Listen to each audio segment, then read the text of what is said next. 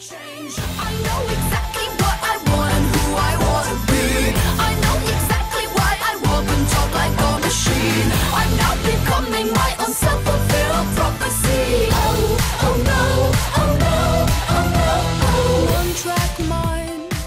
Bonjour à tous et bienvenue pour cette nouvelle vidéo qui va donc vous présenter mon bilan du mois de mars et ma palme d'avril. Alors le mois de mars, je m'étais prévu pour donc palme 17 livres. Bon, je savais que ce serait un petit peu impossible, mais je m'attendais pas à être atteinte d'une palme livresque, ce qui fait que j'ai lu 11 livres, dont 5 BD. Donc ça fait que 6 romans, c'est pas tip-top. Surtout que voilà, les romans que j'ai lus auraient pu se lire dans un délai beaucoup plus court, c'est pas forcément des grands romans. Donc voilà, le bilan de mars qui, ma foi, est un petit peu mitigé, surtout que j'ai beaucoup plus de temps pour lire, donc je devrais pouvoir lire beaucoup plus. Mais bah la motivation n'y est pas trop, donc bon, on se contentera de ces livres pour mars et puis on verra si en avril ça marche un petit peu mieux. Le premier livre que j'ai lu au mois de mars, il s'agit de Meurt la faim de Anne Calif, publié aux éditions The Mental House, qu'en fait j'avais déjà lu la version abrégée et je me suis fait un petit peu abuser par le changement de nom de famille de l'auteur et la nouvelle couverture et je m'en suis pas rendu compte avant la fin. Donc ça a été une relecture assez sympa, assez dure, donc ça porte sur le thème de la boulimie. Et je ne trouve pas je trouve que ce livre explique vraiment bien la maladie, mais il reste vraiment froid. Et vraiment, je trouve que cette froideur, qui est tout à fait voulue et tout à fait compréhensible, eh bien, elle met le lecteur un peu à l'extérieur. On n'arrive pas forcément à s'attacher, à prendre en pitié, à avoir des émotions pour l'héroïne et à ressentir des émotions. Donc après, c'est un roman semi-autobiographique, puisque l'auteur a été atteinte de cette maladie. Est-ce qu'elle se représente à travers Maud? Ça, je ne sais pas. Mais en tout cas, elle parle d'un fait qu'elle a vécu. Donc forcément, ça respire, j'ai envie de dire, c'est vraiment très précis et vraiment très réaliste ce qu'elle a vécu. C'est pas un auteur qui veut faire un livre sur ce sujet, c'est quand même à la base une sorte d'autobiographie, donc forcément c'est assez précis. Donc les personnes qui pourraient être intéressées par les TCA, donc anorexie boulimie, je vous conseille vraiment ce livre. Si vous avez quelqu'un de boulimique dans votre famille et que vous n'arrivez pas à comprendre un petit peu cette maladie, ce livre franchement pourrait vous éclairer. Alors ensuite, je me suis fait du tome 4 au tome 8 du Donjon de Naheulbeuk, donc il ne me reste plus que le tome 8 parce que les autres je les ai rendus à la bibliothèque. Donc très rapidement sur ces tomes, qu'est-ce que j'ai pensé? Donc j'ai terminé la deuxième saison que j'ai trouvé un petit peu moins bien que la première. J'ai trouvé que le début de la troisième remontait un petit peu le niveau. Mais je trouve que voilà, globalement c'est sympa, c'est marrant, mais c'est un petit peu lourd et un petit peu redondant. Je trouve pas de grande innovation dans cette BD. Bon, on va pas dire non plus ça volait à des hauteurs phénoménales, mais j'arrive pas à retrouver le même ambiance si hilarante que dans la première série. Le livre qui a entraîné ma panne livresque, il s'agit du premier tome des Vampires de Chicago, donc Certaines mettent les dents de Chloé Ney, publié aux éditions Milady, qui était donc le choix du Chapelier Fou papier de février. Qui n'a pas été un coup de cœur, c'est ça qui me laisse un peu perplexe. Ça n'a pas été un coup de cœur, ça m'a quand même donné une panne livresque. Eh bien j'ai vraiment beaucoup aimé, malgré quelques longueurs. Je me suis vraiment pas bien mise dans l'atmosphère, dans l'ambiance, je me suis bien accrochée au personnage et ça a été une excellente découverte. Le tome 2 et le tome 3 ont déjà rejoint ma palle et je pense les lire d'ici juin-juillet parce que j'ai vraiment très hâte de découvrir la suite de cet univers qui, pour le tome 1, reste vraiment centré sur les vampires, à voir si dans les autres tomes on va découvrir un petit peu d'autres créatures surnaturelles dont on évoque seulement dans le tome 1 et dont on ne sait pas. Vivante d'Isaac Marion, publié aux éditions Bragelonne, dont le film est sorti que je n'ai toujours pas vu. Je ne sais pas si j'irai le voir au cinéma. Un livre qui m'a vraiment beaucoup plu mais qui m'a laissé un petit peu perplexe. Voilà, par la tournure que prennent les situations, mais ça reste un livre vraiment très beau, plein de poésie, plein de, voilà, une belle ode à la vie, à l'espoir et à tout ce que vous voulez.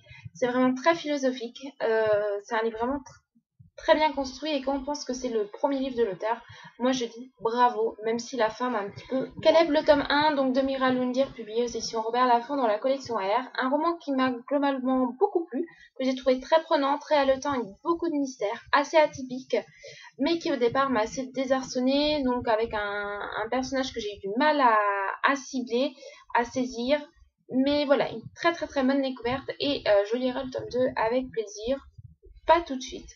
Mais voilà, dans quelques mois. Retour à Paradise, donc le tome 2 de Paradise de Simone Elkeles, publié aux éditions La Martinière Jeunesse. Un roman qui m'a un petit peu moins plu que le premier, mais qui m'a quand même beaucoup plu, avec des éléments qui étaient intéressants, mais qui voilà, je pense que le tome 1 aurait pu suffire à lui-même, en concluant évidemment d'une façon différente. Un petit regret, donc voilà, il y a il y a la fin, il me manque un petit détail que j'aurais voulu savoir, mais qui, voilà. Bon, c'est juste le petit point que j'ai repéré, mais autrement, très contente de retrouver pour la dernière fois Maggie et Caleb. Pas triste de les quitter, pas comme dans le tome 1 où j'aurais balancé le livre par la fenêtre. Mais voilà, quand même un très, très beau diptyque avec une très belle écriture. Une série de tomes que je vous recommande vraiment, vraiment, vraiment. Et pour finir, donc le mois de mars aura vraiment été un mois avec pas mal de lectures numériques. Le tome 1 de La Porte du Secret, donc Le Poison écarlate de Maria V. Snyder, publié aux éditions Harlequin dans la collection d'Arkis, dont je vous ai parlé dans mon C'est lundi. C'est un avis très positif. J'ai vraiment beaucoup aimé cette lecture qui est très fluide, très simple et très prenante. J'ai vraiment adoré découvrir l'univers, je me suis beaucoup attachée au personnage et je découvrirai la suite que j'ai déjà sur la Kobo avec grand plaisir. Franchement, le livre idéal à prendre pour les vacances, pour une lecture sans prise de tête. Alors, ma palme de mars c'était donc de 17 livres, et comme vous avez pu le voir, c'est pas du tout atteint au niveau du but, on n'a même pas 10 livres, enfin si, mais voilà, c'est plus des BD, donc c'est voilà, assez chaotique le mois de mars, pardon. Et donc pour le mois d'avril, si je remplissais à peu près mon contrat de mars, je devais vous présenter une palme d'avril de 10 livres maximum. C'est ce que je m'étais prévu parce qu'il y a une grosse intégrale. Et du coup, je voulais pas me prévoir trop de livres. Sauf qu'il y a des livres urgents, assez obligatoires, j'ai envie de dire, des emprunts médiathèques que je veux vraiment lire, et diverses choses qui font que, enfin, DSP, etc., qui font que certains livres du mois de mars se reportent sur le mois d'avril parce qu'ils sont urgents. Et du coup, je vous présente encore une palme un peu impossible de 15 livres, enfin 15 livres et demi, j'ai envie de dire, enfin, parce qu'il y en a un que je compte pas terminer ce mois-ci.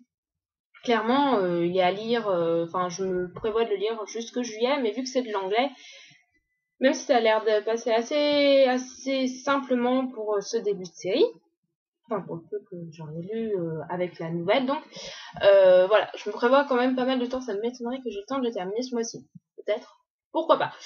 Donc je vais vous montrer 16 livres, voilà, avec pas mal de livres qui normalement se lisent assez vite, donc c'est possible que j'arrive je pense pouvoir lire, oui, sur l'eau, je pense pouvoir, si j'ai pas de panne livresse, si j'arrive à retrouver un rythme vraiment bien, je pense pouvoir arriver à au moins 10 livres.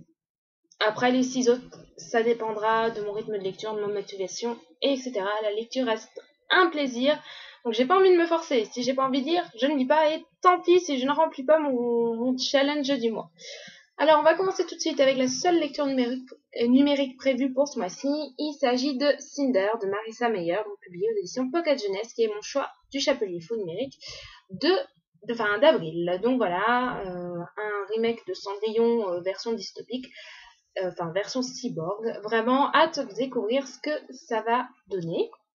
Donc voilà pour la seule lecture numérique. Ensuite, pour une lecture commune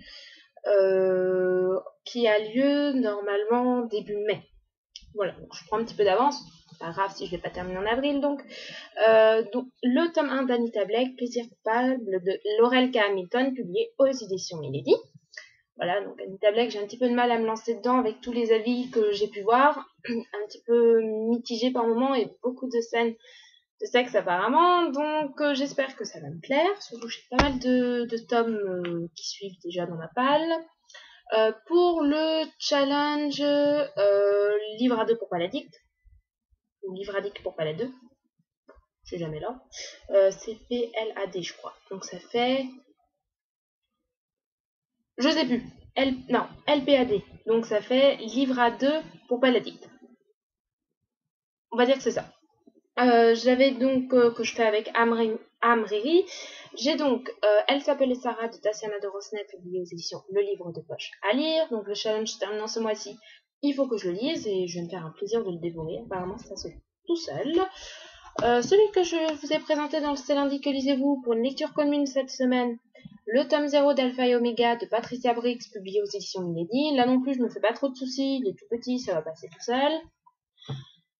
Celui qui va me planter, qui va être ma lecture commune, ma lecture parallèle durant tout le mois, je pense, dès que j'ai terminé Francesca. Donc je termine Francesca très rapidement.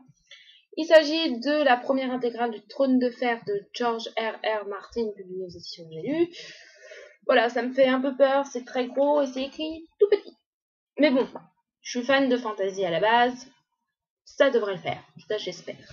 La lecture VO que je commence et que je compte donc pas terminer ce mois-ci, mais que je compte commencer à lire, il s'agit du tome 1 de A Covenant, donc Half-Blood de Jennifer L. Armentrout, publié aux éditions Spencer Hill. Donc j'ai lu la nouvelle et que j'ai vraiment beaucoup aimé, très simple à lire, donc voilà. Peut-être que j'arriverai à le lire ce mois-ci, mais je me fais pas trop d'illusions. Le choix du chapelet fou version papier, le tome 3 de Fable à Veine, Le fléau de l'ombre de Brandon Mull, publié aux éditions Nathan. Alors le premier tome m'a fait un jour, le tome 2 m'a fait 1 ou 2 jours. Voilà, ça se dit vraiment très vite, c'est de la jeunesse, ça peut passer aussi très rapidement. La quête des livres mondes, le tome 3, le livre du temps de Karina Rosenfeld, publié aux éditions La Talente. Alors lui, si j'arrive pas à le lire au mois d'avril, c'est que vraiment je l'ai rendu parce que depuis le temps que je vous le présente, je sais pas pourquoi ça bloque.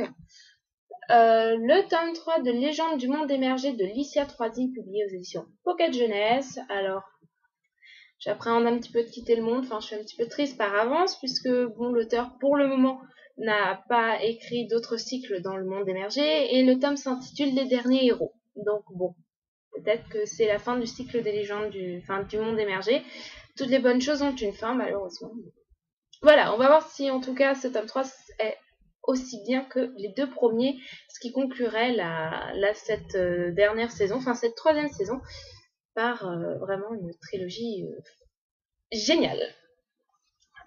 Un manuscrit, donc qu'il faut vraiment que je lise aussi. Le tome 3 de La fille aux licornes, l'affrontement de l'Enya Major, donc publié aux éditions Talent Haut. Donc là, le tome 3 est un peu plus gros que les deux premiers, mais je pense que ça devrait se lire assez rapidement aussi. Le tome 3 du Léviathan, Goliath de Scott Westerfeld, publié aux éditions Pocket Jeunesse, donc de la steampunk. Là par contre c'est une belle brique, mais il y a pas mal de dessins, ça se dit assez vite. Voilà, comme vous pouvez voir, c'est pas des grandes pages d'écriture, et vous pouvez voir qu'il y a des pages de dessin. Donc ça peut se lire vite, il suffit juste que je sois motivée. En tout cas, ça me fera plusieurs sagas de terminer ce mois-ci, ça sera vraiment pas mal. Celui-ci, encore un service presse, j'ai un petit peu de retard avec Gallimard, il s'agit du tome 1 de Gladiateur, le combat pour la liberté de Simon Scaroff, lié aux éditions Gallimard Jeunesse, qui est donc paru le 28 février.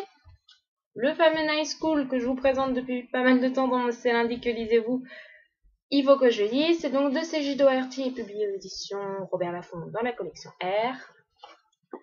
La Ronde des Innocents de Valentin Musso, publié aux éditions Les Nouveaux Auteurs, là encore que je vous présente depuis 2 semaines, ça devrait être bon cette semaine.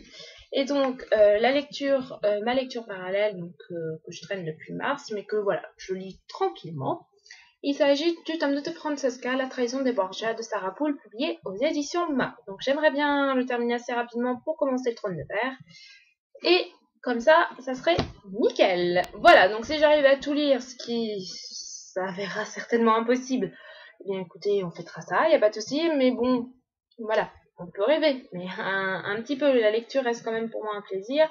Il faudrait que je lise tout ça, si je n'y arrive pas, tant pis, je rendrai les livres à la bibliothèque, ou alors voilà, j'annulerai les lectures communes, ce n'est pas grave. Je vous fais à tous de gros bisous, et je vous dis donc à lundi pour le futur C'est lundi que lisez-vous. Voilà, bisous bisous.